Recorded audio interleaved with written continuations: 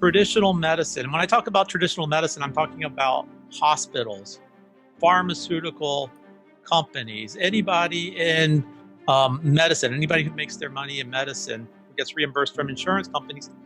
They don't make money off of two types of people, healthy people and dead people.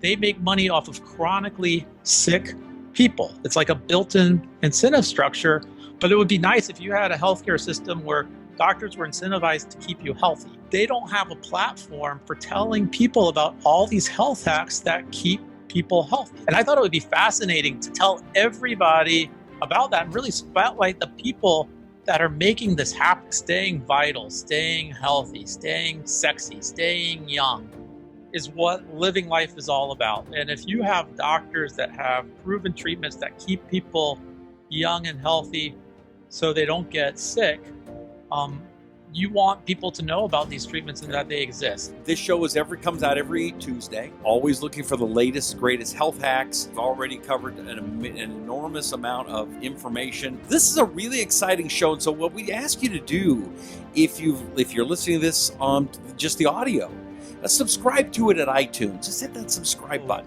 This is Mark L. White with Health Hacks, and we're here with my good friend, Dr. Wallace Taylor.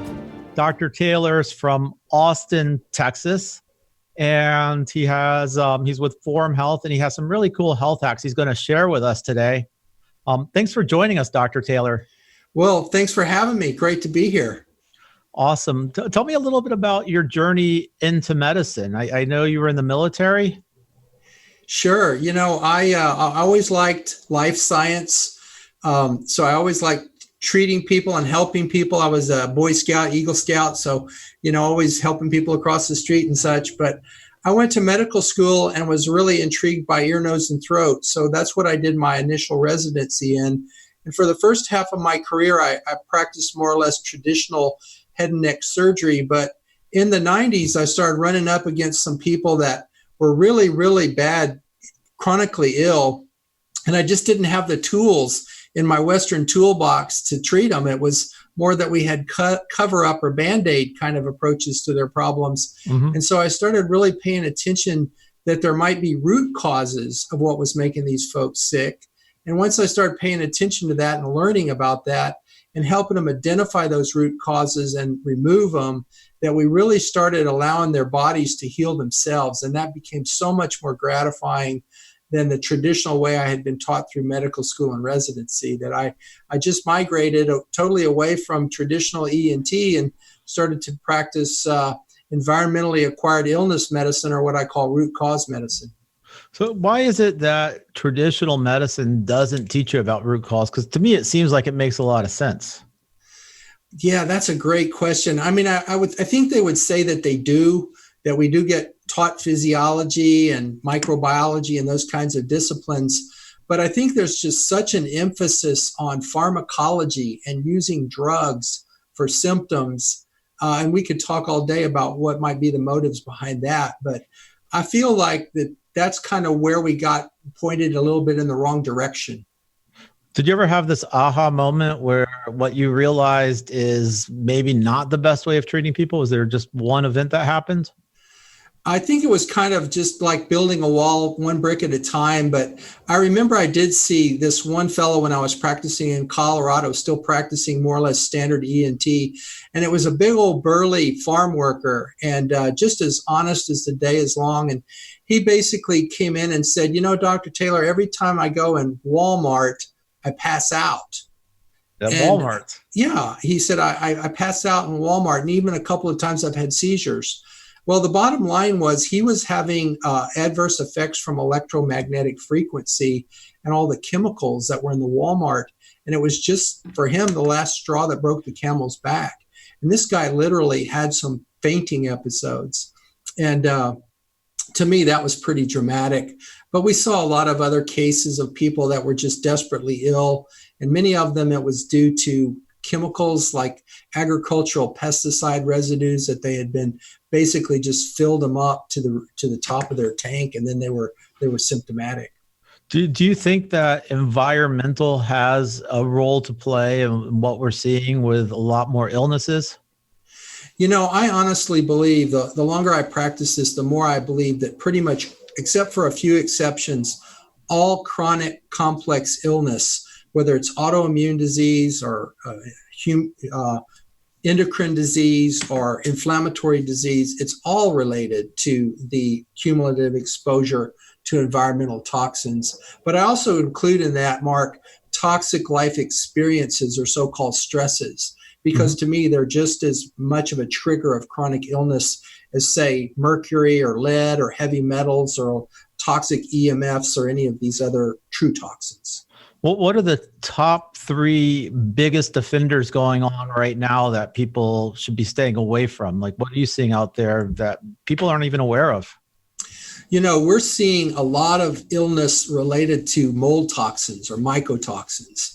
And most of this is from indoor exposure related to water damage. But, because of all these hurricanes and floods that we're seeing around the country, we're seeing a lot of episodes of water intrusion in buildings.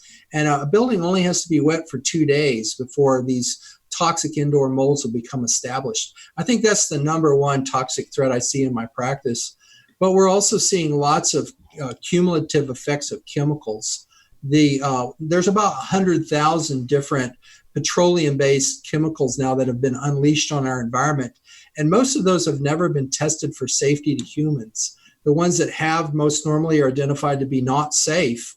But for most of the time, our policy here is to be exposed until proven that it's unsafe, which is kind of not, I think, necessarily the best way to approach it. I would say it sounds kind of backwards. Let's go back to mold for a second, because we're here in South Florida and we get a lot of that. If somebody's exposed to mold, how does it damage their body? So the mold toxins like ochratoxin and aflatoxin and gliotoxin, these are among some of the most lethal molecules known in the world. And these molds give them off as a form of self-protection. I don't think they're even really evolved to attack us or hurt us. It's more for them to compete against other molds and bacteria in their microenvironment. But in our cells and in our tissues, these are really deadly toxins to our mitochondria and other cellular structures. So it's the fact that they are true toxins, just like, say, botulism toxin or tetanus toxin. So when you're talking to a new or prospective patient, how do you ascertain what it is in their environment that's making them sick? Yeah, a lot of my patients come in with just a group of symptoms that are persisting and nobody else has really been able to help them get rid of them. And some of them will actually come in and say, I think that I have these symptoms because of toxin A or toxin B or toxin C. But for me, sometimes they'll come in with lab information that points me in a certain direction of a toxin, but most normally it starts with a very thorough history that I take from the patient of not only their recent exposures or any exposures that seem to be related in time to the onset of their symptoms or significantly worsening symptoms, and we'll focus in on those exposures. So the history is very important. And then from there, we sometimes do learn more from a physical examination and then later from various lab studies that we can do to look into it even more. It's kind of like playing detective, going back and just figuring out what's going on when you don't have that full picture. It's kind of cool. Absolutely. Yeah. It's like being Sherlock Holmes. It's really a lot of fun. In a way, it's like playing a 3D chess game, Well, as we see more and more smartphones and technology, does technology or electromagnetic, I think you mentioned electromagnetic and electrical pulses earlier, how does that affect people's health?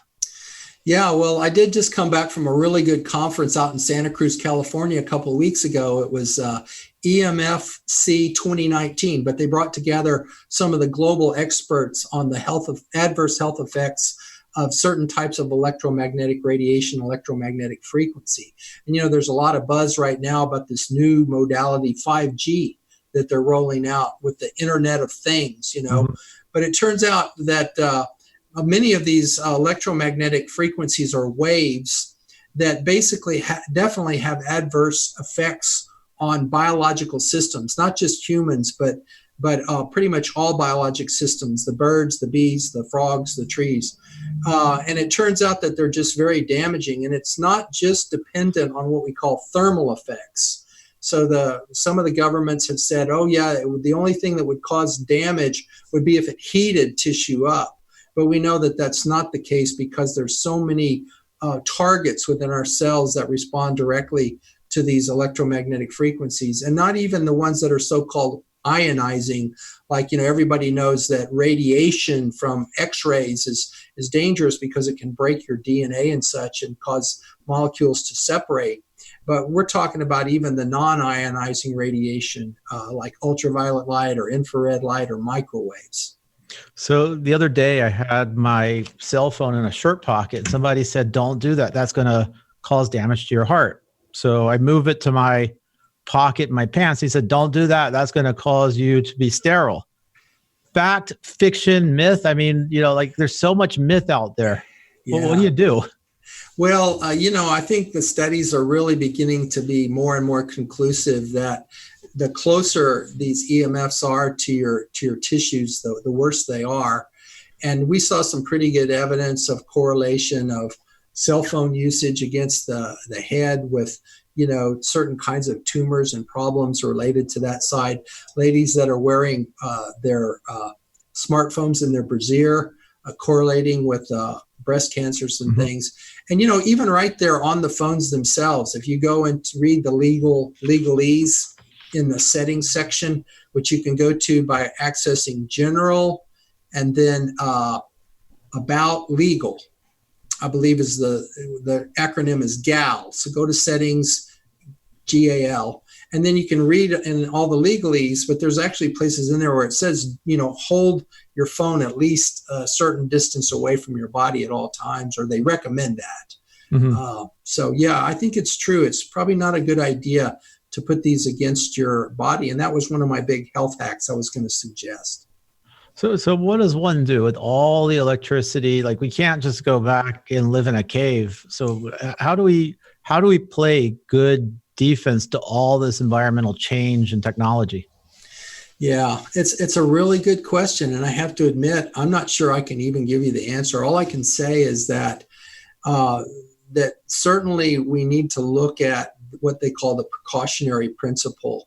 That means that before we just go willy-nilly into the introduction of all these greater and greater intensities of more and more amounts of it, that we at least look at what are the potential bad effects. And there is low-hanging fruit. For example, you don't have to use the wireless earbuds. You can use ones that are wired. You don't have to always use a Wi-Fi enabled device. You can use a hardwired device that's connected to the internet by Ethernet. And so there are ways to try to do it. Turn off your Wi-Fi router when it's not in use. When you're trying to sleep, and it seems like during our sleeping period is a time that our cells need to be away from some of these toxic radiations, separate them physically, because we know that they fall off with the square of the distance from our bodies. So I have trouble sleeping sometimes, and I'll listen to hypnosis or meditation. I'll have my Bluetooth headphones on. Are you saying that I should get away from that? Yeah, I think if I were you, if you do that a lot, and I think more and more people are doing that nowadays, partly because the EMF exposure may be keeping them awake. But there are these air tubes that you can use, or earbuds, where the speaker is downline. It's not in the ear itself. And it's an air column of vibration that's taking the sound to your ear. May not have quite the fidelity of the regular plug-in earbuds, which are safer, by the way, I believe, than the Bluetooth ones. But yeah, these might be better solutions. So let me ask you, things like sleep or diet. Do you get into that with your patients? Sure we do, yeah. So if somebody's having trouble sleeping, like myself, what do you recommend? Well, I think it's always a good idea to try to establish a good sleep routine. Always have the same hours try to have the same hours of sleep, and try to get away from as many distractions as you can, not using screens for a couple of hours before you try to fall asleep. There's all kinds of little tricks, like using essential oils and doing some meditative types approaches to sleep, trying to get rid of the Wi-Fi sources in your environment. These are just some of the common sense things that we talk to people about. How about diet? I know everybody knows diet plays a role, but you talk to 10 doctors, you get 10 opinions. Sure. I mean, for me, the simplest and most important thing about our diet is that it's our source of nutrition. So, ancient man didn't take vitamins, didn't take probiotics, didn't swallow bacteria. They got everything they needed from the food. So ideally, our food should be our source of nutrition. So I tell people to try to eat just as nutrition-rich food as they can. And the other thing I tell people about their diet is try to get chemically free as possible. So, so many of our foods today have so many chemical additives in them. But certainly to shop around the edges of the grocery store is always a smarter idea, because this is where the real food is. I'm trying to stay away from some of the packaged food, which so much of it's been designed to have longer shelf lives. So real food, nutrient-rich food. As a rule, I tell people to try to avoid excessive free sugar and even excessive carbohydrates in the food. I tend to like people to stress a little bit more healthy fats in their eating, and then moderate amounts of protein, and as healthy proteins as you can get. So there's toxins and chemicals in our environment. There's toxins and chemicals in our food. It sounds like being alive is hazardous to our health. It's real easy to get sort of pessimistic about the whole thing and say, well, forget about it. We're just on a downhill slide. But I feel like even though that's true, that things are getting worse, as we go along, I think there's still a lot that we can do as individuals to try to slow down that process and try to maximize our own health and the health of our friends and family within that context. But it is a lot about avoiding toxins of the various sorts, including these toxic life experiences. And it is a lot about keeping the body nourished. So you just mentioned a few seconds ago, there are a lot of things we can do proactively to avoid the effects of all this. Like, what are your biggest things you would do? We talk about nourishment, but anything else we can do? Supplements, exercise, anything we can do to stay healthier? I think it's really valuable to take a good multivitamin because I feel like in the world today, the food that we eat it's just really not able to completely give us all of the nutrients that we need. So I think there's definitely a place, even just for wellness and to maintain health and functionality, to take a really good multivitamin. So I do that and have for years. Have my kids and my grandkids and most of my close friends that I can influence, take a good multivitamin along with this healthy diet that we talked about. And I think there is definitely a place for appropriate amounts of exercise, combination of resistance and aerobic training. But we know it just has so many beneficial effects. And what role does the brain play in all of this? Well, the brain is the great controller. Especially what I focus in on a lot is the subconscious brain, the so-called autonomic nervous system. Some people call it the sympathetic, parasympathetic. The reptile brain. Yeah, exactly. But it's the part of the brain that's always there to determine, are we safe or are we not safe? And when it determines that we're not safe, it basically responds to the threat in what we call fight or flight or freeze. And those have been around for thousands of years to try to save us from these threatening conditions.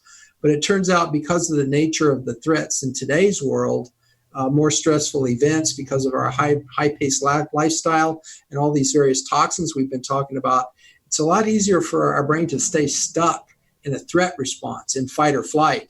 And we know that when that happens, most of these signs and symptoms of chronic illness like pain and fatigue and immune system problems and hormone problems are generated directly by that brain, and the fact that it's the great controller of all these other systems in our body, much like the motherboard of a computer. That's actually really interesting. So what I'm hearing is that sometimes there are things in our environment that we don't pick up on that our reptilian brains do that causes that surge of adrenaline, that fight and flight response that causes the anxiety that we're seeing more of? Exactly. And it's perceived threat. So in some cases, the brain even gets confused and would react with threat to something that may not truly be a threat, like even, for example, a food.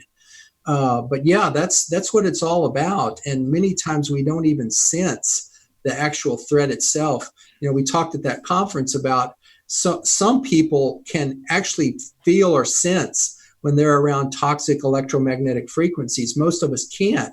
And they were debating whether who's normal, the ones that can feel it or the ones that can't feel it. And there was a lot said that maybe the people that feel it are actually more normal and can learn to avoid it because they sense it. So going back to the example we started about, the guy who walked into Walmart, every time he walked into Walmart, he'd freeze up, he'd have problems. So he's sensing something. Is the recommendation, hey, go shop at Target and you're cured? Well, no, that's a case where, maybe the last straw that was breaking the camel's back was when he went into all the different toxins that were immediately present in the Walmart. But, that was a culmination of years of toxic exposure.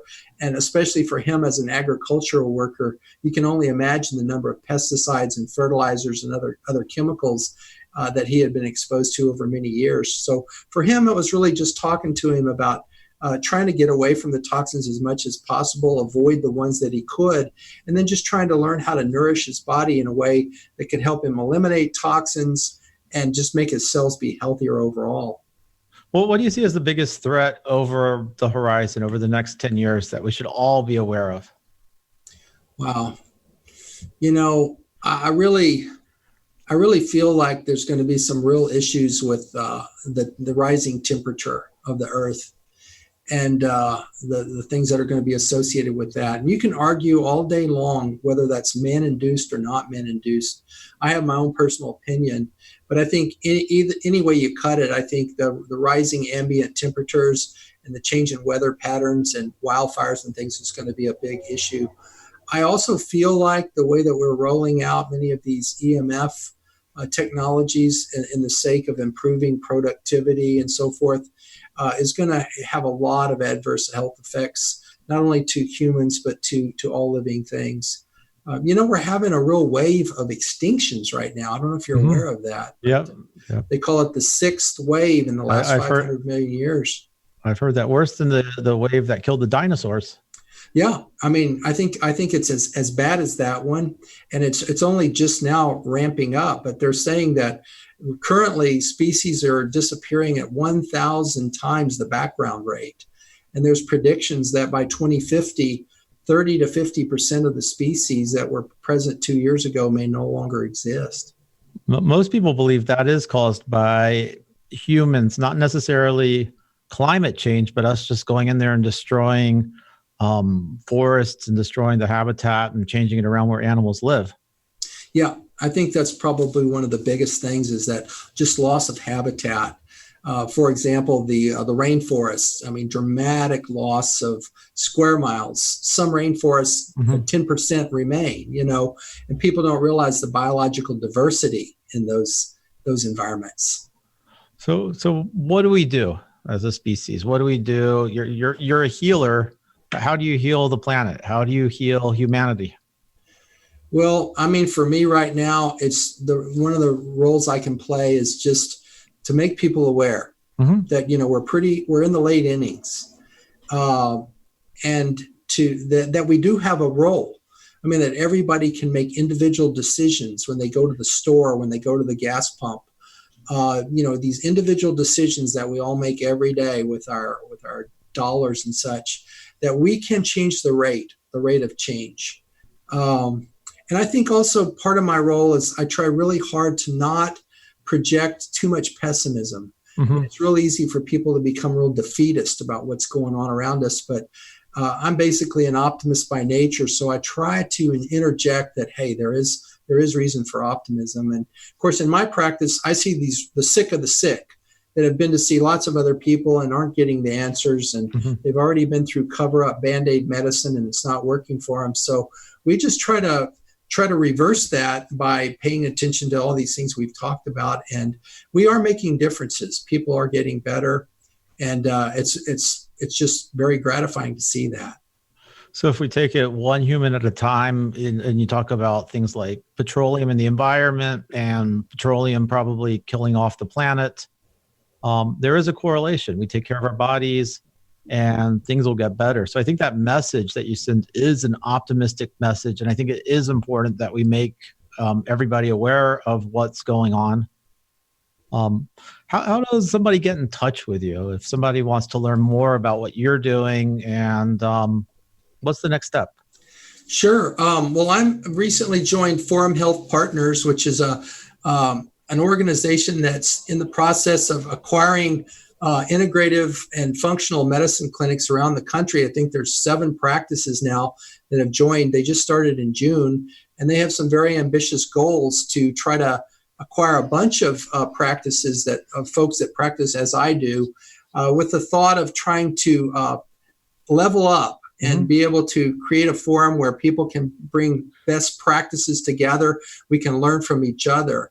And also to try to make this kind of approach to wellness and healthcare a little bit more toward mainstream, because currently this kind of medicine that I practice a little bit on the outs compared to traditional Western medicine. But you can contact me by contacting forumhealth.com, or our local phone number is 512-800-5309.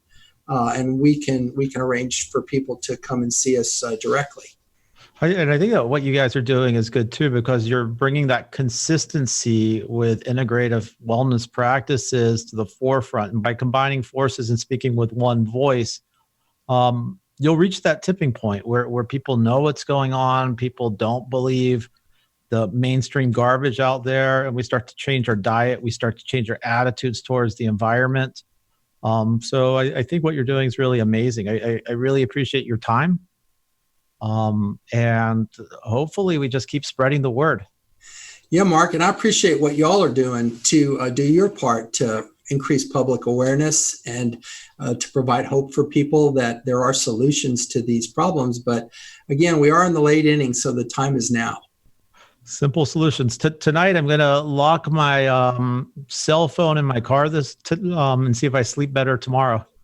Sure. Yeah. And if you don't need that Wi-Fi, go ahead and flip that router off. It's a good idea as well. My kids might kill me if I do that, but first I got to change myself. Then I got to look after the family. There you go. There you go. Dr. Taylor, thank you so much for your time. I really appreciate it. Thank you, Mark. Y'all have a great day. Thank you.